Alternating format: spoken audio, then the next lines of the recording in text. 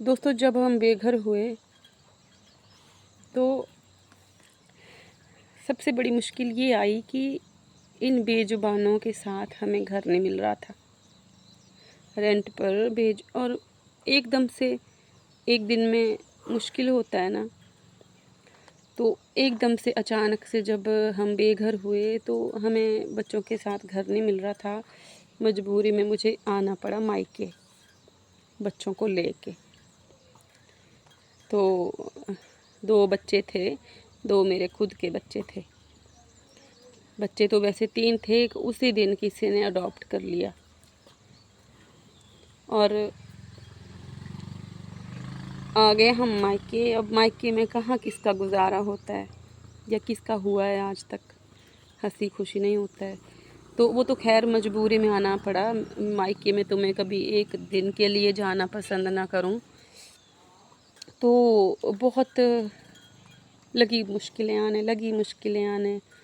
बीच में कुछ शुभ चिंतक थे, वो लगे बोलने कि इनको कुछ बोलते थे, इनको छोड़ दो, अपना देखो, अपने बच्चों का देखो। जिनमें कुछ इंसानियत बाकी थी वो ऐसा बोलते थे कि इनको अडॉप्ट करवाते हैं, हम कोशिश करते हैं, इनको कहीं किसी को दे देते हैं पालने के लिए, और आप अच्छे से अपना और अपने बच्चों का देखो।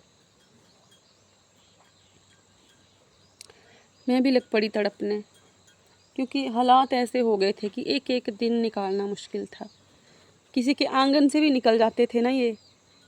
देखो, वक्त बीत जाता है, बातें याद रहती हैं। जब इनको वॉक पे लेके जाते थे, 3 थे, अब तीनों को तो चैन से नहीं पकड़ सकते। 2 थे, आने के हफ्ते 10 दिन बाद नन्नू मिल गई मुझे, तो मैंने इसको भी उठा लिया, तो 3 हो गए वापस। तो हालात ऐसे थे कि किसी के आंगन से भी निकल जाते थे ना ये। बच्चे हैं, इनको नहीं पता तेरा मेरा। तभी लोगों को एतराज होता था। मुझसे तो नहीं बोलता था कोई कुछ। जब मेरे बच्चे जाते थे लेके, और किसी के आंगन से भी अगर ये निकल गए तो लोग बोलते थे कि बांध के लेके जाया करो, बांध के लेके जाया करो। तो मैं बहुत तड़पती थी।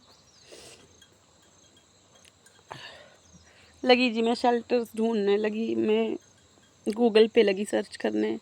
पर इतना तो मुझे खुद को भी पता था कि अच्छा भला बच्चा, हेल्दी बच्चा कोई शेल्टर क्यों लेगा।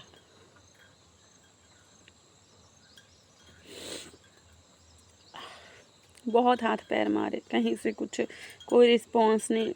बात तो मेरी खैर किसी से भी नहीं हुई, बात तो मेरी किसी शेल्टर से नहीं हुई। एक एक मैडम थे, जिनको मैं जानती थी, साउथ इंडियन हैं वो, यहाँ करते हैं रेस्क्यू। अभी तो बहुत बहुत बड़ा उनका शेल्टर है, यहाँ से दूर है काफ़ी।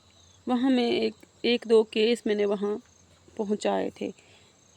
तो उनका नंबर मेरे फ़ोन में था, मैंने उनको मैसेज किया, वॉइस मैसेज मैंने छोड़ा। मैं रो रही थी और मैंने बोला ऐसी ऐसी बात है, और प्लीज़ कुछ हो सकता है क्या, इनके लिए कुछ हो सकता है, बहुत बुरे हाल हमारे हैं। तो उन्होंने बोला कि तुम्हारे अपने बच्चे छोड़ने का ख्याल नहीं आया तुमको? ये जो तुमने पैदा किए हैं, इनको कहीं छोड़ देने का ख्याल नहीं आया? कहीं शेल्टर में, कहीं अनाथ आश्रम में? जैसे भी है, अच्छे से जियो, बुरे से जियो, भूखे सो, खा के सो, इनको साथ रख के सो। इनको साथ में रखना पड़ेगा तुमको। ये मान के चलना पड़ेगा कि खुद के पैदा हुए बच्चे तो नहीं छोड़ देती ना कहीं, तो इनको भी कैसे तुम छोड़ सकती हो? हालात कैसे भी हैं, लड़ो, जियो, इनको साथ रख के जियो। अब दुखी आप दुखी हैं, रो रहे हैं किसी बात से परेशान होके, और ऐसी हैवी डोज मिल जाए। बात कड़वी है लेकिन है तो सच। बात है तो सच कि मैंने जो मेरे खुद के पैदा किए हुए बच्चे हैं, मैंने उनको तो नहीं छोड़ने का सोचा कि मैं इनको कहीं छोड़ दूँ। इस बात को बीत गए 2 साल 3 महीने। हाँ चलो, भगवान की दया से ठीक है, ठीक है। छत किराए की ही सही पर है, सिर पे छत है। बच्चे 2 से 3, 3 से 5 भी हुए, 5 से अब फिर 5 हैं, 5 से फिर 3 हुए, 3 से फिर 5। कुछ आते हैं, कुछ नहीं बच पाते हैं। 1 2 3, चौथी नाराज है। लूसी पता नहीं ऊपर वाली साइड है कहीं।